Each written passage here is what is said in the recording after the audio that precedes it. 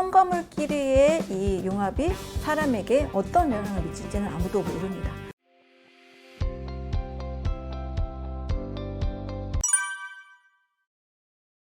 칼로리라는 것의 개념 자체가 굉장히 오래된 개념이거든요. 약 100년 전에 애트워터 개수라고 해서 어떤 기계 안에 태울 음식을 넣어놓고 그것이 발생하는 열을 측정한 것이 칼로리입니다. 이게 무려 100년 전에 생긴 개념인데 지금은 엄청나게 고도로 문명이나 과학이나 의학이 발달을 했잖아요. 그럼에도 불구하고 여전히 칼로리 개념을 쓰고 있는 것이 저는 문제라고 생각을 합니다. 왜냐하면 사람의 몸은 단순히 어떤 태우는 기계가 아니잖아요.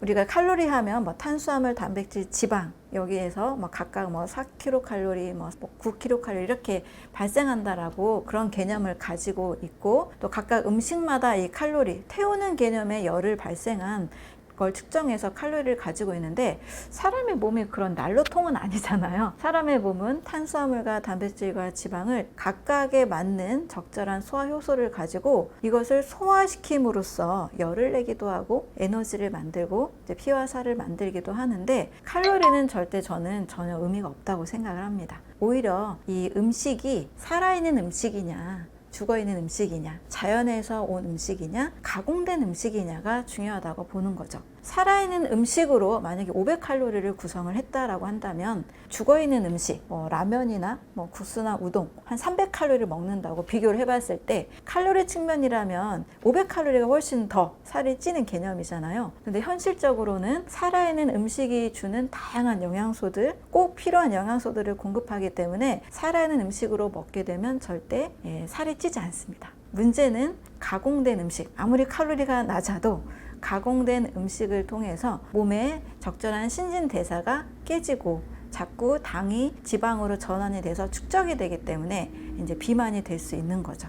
가공식품과 이 첨가물 측면에서 본다면, 우리가 가공된 음식을 이제 먹게 되면 거기에는 정말 다양한 색깔을 좋게 하거나 또 보존을 길게 한다거나 미생물을 번식하지 못하게 하는 다양한 첨가물들이 들어가는데, 이 첨가물과 첨가물이 만났을 때의 칵테일 효과, 우리 이런 건 별로 생각 안 하잖아요. 그냥 항상 이 정도 양은 안전합니다. 안전양만 따집니다. 근데 이 안전한 게 사실은 만나서 어떤 부작용을 일으킬지는 아무도 모르는 게 되는 거죠. 또 우리가 선택하는 음식들이 사람마다 다 다르잖아요. 그래서 이것들을 조합해 본다라면 첨가물끼리의 이 융합이 사람에게 어떤 영향을 미칠지는 아무도 모릅니다. 요즘에는 이제 과당이 안 좋다 해가지고 이제 액상과당 안 쓰고 그 대체로 설탕을 안 쓰고 대체 감미료들이 많이 생기게 됐는데, 예를 들면 아스파탐 같은 것도 보면 아스파탐의 주 원료는 메틸 에스테르라고 해서 메탄올이 들어갑니다. 이런 성분들을 지속적으로 먹게 되면 칼로리는 적고 설탕은 안 들어가 있다 할지라도 뇌의 시상하부를 자극을 합니다. 이 시상하부를 자극함으로써 몸의 식욕 중추와 식욕 억제 중추가 교란이 일어나게 돼요. 직접적으로는 당을 섭취하지 않았는데도 불구하고 뇌의 작용으로 인해서 식욕 억제가 안 된다거나 이 중추에 문제가 일어나서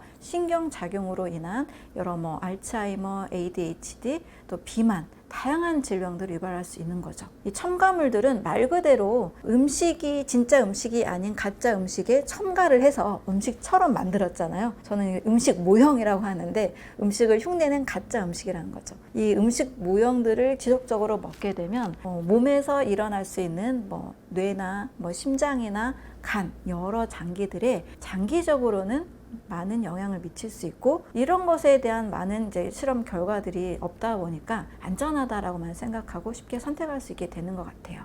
다이어트의 가장 핵심은 지방을 분해하고 싶은 거잖아요. 지방을 분해하고 싶은 건데, 오히려 지방을 분해하는 장기, 간에 무리를 주는 첨가물 음식으로 인해서 간이 제 기능을 하지 못하게 되고, 제 기능을 못하게 되니 지방 분화가 안 되고, 아무리 적게 먹거나 칼로리를 줄여도 살이 빠지지 않게 되는 이런 현상도 일어나게 됩니다. 그래서 다이어트의 가장 중요한 것은 칼로리 제한이 아니라 간을 건강하게 만드는 데 있다 라고 저는 생각을 하고, 간에 좋은 음식, 간 건강을 튼튼하게 해주는 음식이 다이어트의 가장 비법이라고 생각을 합니다.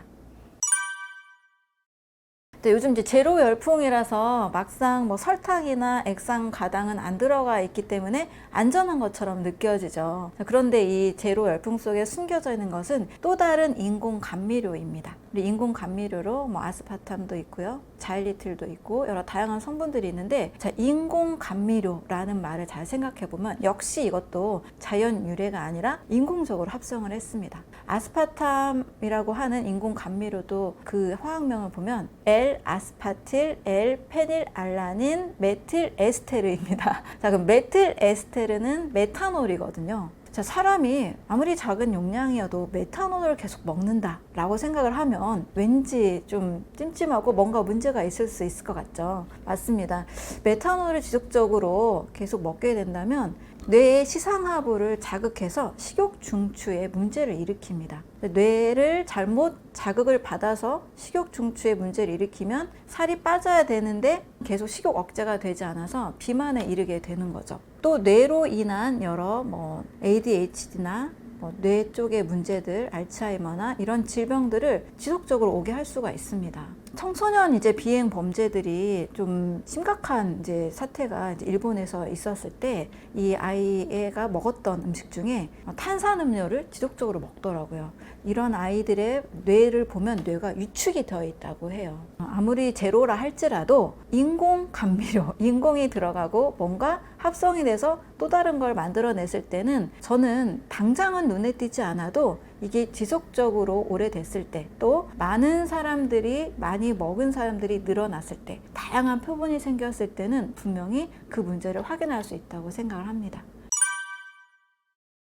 어떤 물질이 새로 나왔을 때 그것을 확인하는 데는 저는 사실 많은 시간도 필요하고 많은 다양한 케이스도 필요하다고 생각을 합니다. 이제 약을 예로 들어서 설명을 해보면, 제가 이제 신약 개발팀에서 7년간 재직하는 동안 신약을 몇 개 만들었을까? 저는 단 하나도 만들지 못했습니다. 저뿐만 아니라 저희 팀 전체가 표적 항체 치료제를 개발하는 팀이었는데 7년, 아니 10년, 15년을 사실 일해도 신약을 하나 개발하는 건 굉장히 어렵습니다. 하나의 약을 개발하는 과정도 굉장히 길고 또 이것을 검증하는데도 굉장히 오랜 시간이 걸립니다. 그런데 약에 비해서 식품은 그렇게 까다롭지가 않아요. 식품은 특별히 어떤 위생에 큰 문제가 없으면 대부분 허가가 됩니다. 미국의 FDA만 해도 짧게는 4개월, 길게는 20년 만에 한 약이 나왔다가 부작용이 발견이 되면 사라지기도 하거든요. 그런데 식품이라는 것은 부작용을 동반하는 어떤 독성의 물질이 크게 없기 때문에 식품으로 분류가 되고 그 안전성이 비교적 좀 쉽게 통과가 되는 편입니다.